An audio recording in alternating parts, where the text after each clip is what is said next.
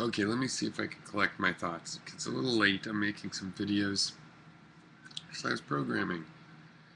Actually, I was writing programs that write programs. It's cool.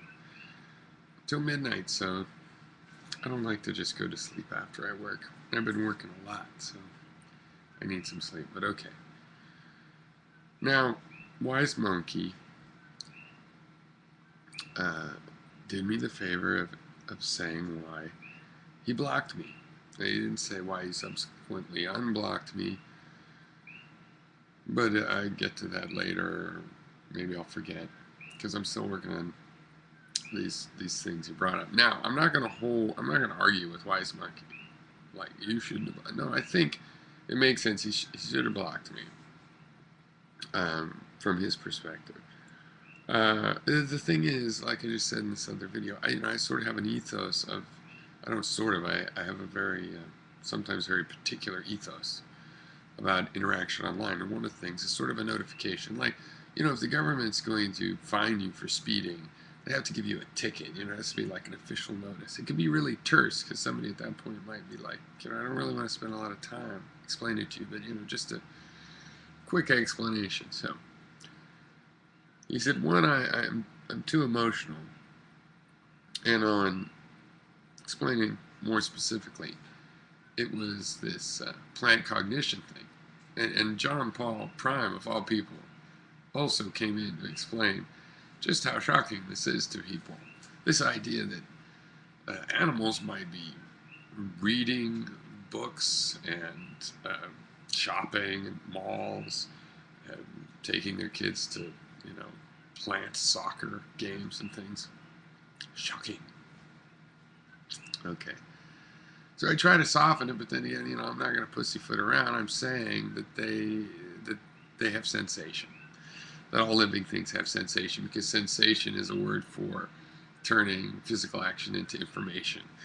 And the cycle of biological sensation involves some sort of awareness and or consciousness and or a synonym and or any sound for the word you want to make, and then try to describe, detail what it is. And frankly, there's a real conflict because I come down on the fundamentally similar to what higher order so-called animals and living creatures have. So this is shocking. So I'm not going to argue to Wise Monkey on this, even though he's unblocked me, because, welcome to answer. But I hope you won't mind, Wise Monkey. Or if you didn't watch this far, I hope he won't mind, in the third person, that I use it sort of as a reference point, this emotionalism issue related to, as I talk about this and the vegetarian thing. Now, I think one thing that's interesting about all this is that it's not a good idea. And I think I'll explain why a little bit. First, just to say it's not a good idea to, to decide what you want to eat and then decide how you have to feel about it. And I think that's what Western society does. Something I noticed about meat eating is that in indigenous cultures, they respect what they eat, including, especially often, the things they hunt. So in Western society, in modern Western society, it's different. It's more like you disrespect. In the West, we disrespect what we need, right? And there's a weird psychosis that explains it. But whether it's prostitutes, that a guy that can't get laid, he's lucky he can get laid with some money, but he doesn't respect. And, or at least that's the traditional idea. Garbage men don't respect them. It's like, you want your garbage to pile up? I mean, hello? There's a tendency to not respect a necessity or something that is above the call of necessity. Right? So, I mean, that's what you have going on in this case.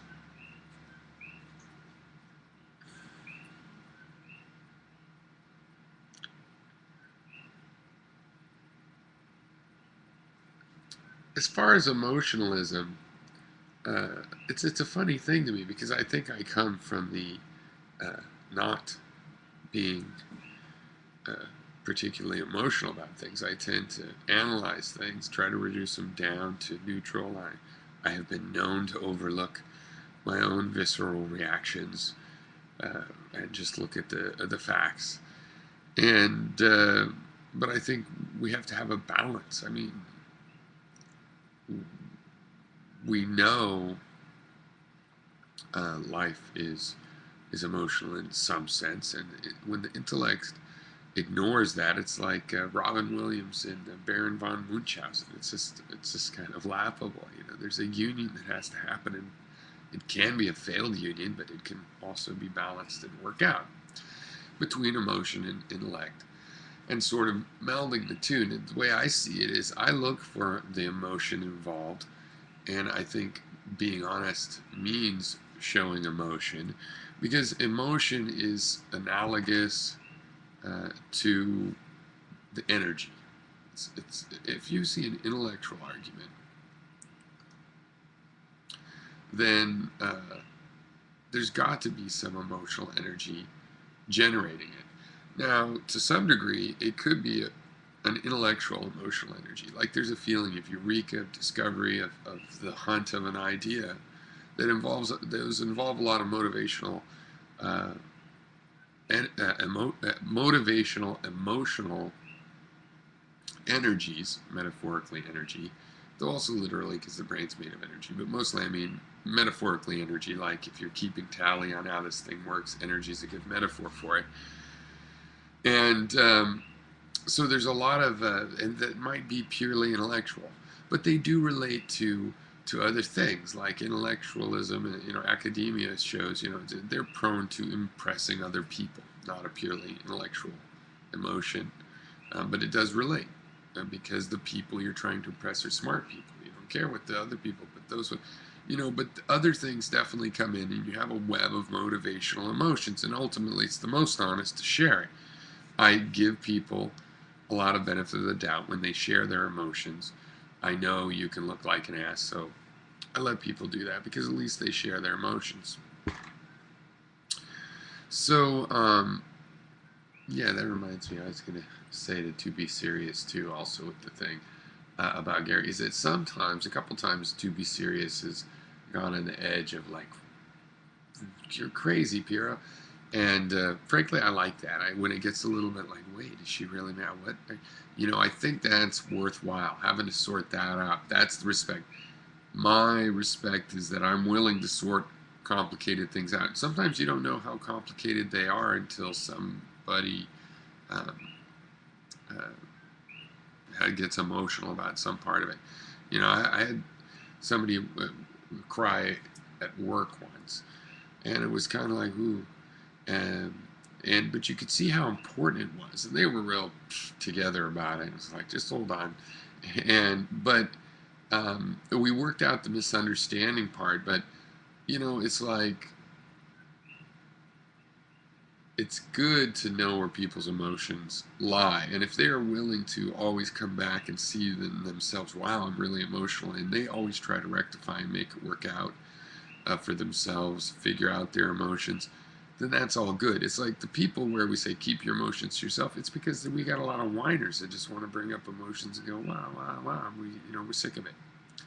But in my case, I'm even, I try to be willing to have energy even for that, because people's emotions, what really is going on. Intellect,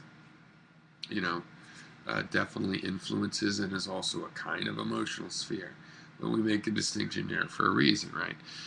So now, to be specific though, am I emotionally attached to this idea that a plant will have consciousness? No, but I am emotionally connected. Well, maybe. It comes from something I will admit an emotional connection to. It's like, okay, I'm sure you want to hear a story from my childhood. My grandmother, I was like 3, tells me this story. We were on a bridge. We looked down over the bridge. There's a fish swimming down there. She said, oh, wouldn't you like to just put it in a line and hook and fish that fish out? And I said, what'd you want to do that for? He never did anything to you. And I have always been that way. I remember. So to me, yeah, the fish was animals have personality. Personality means you're a person. Okay, doesn't mean you're a hominid. But to me, the consciousness part is like, yeah, how would you? So it extends from there.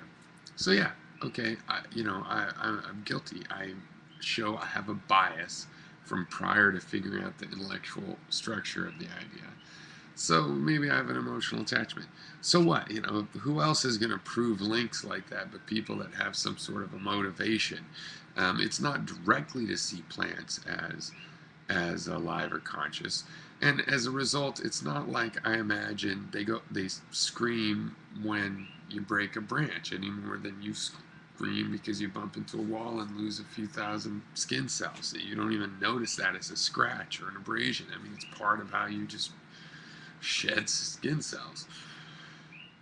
I mean, they are not built to has, and I'm not trying to picture that. It just occurred to me that as I looked at biology, hey, everything is even paramecium. Paramecium are they're even having sex. They go up with next to another one and trade genes. They hunt. They show learning. They do tasks quicker and quicker, survival tasks when they're in that situation. These similarities between all life forms. So once you see all of the vertebrates uh, as, yeah, probably conscious, more or less recognizable, really alien, but recognizable from a sci-fi movie, kind of somewhat recognizable to even your human consciousness.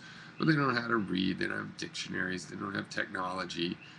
Probably not having technology is one of the main ones for humans, let alone their senses.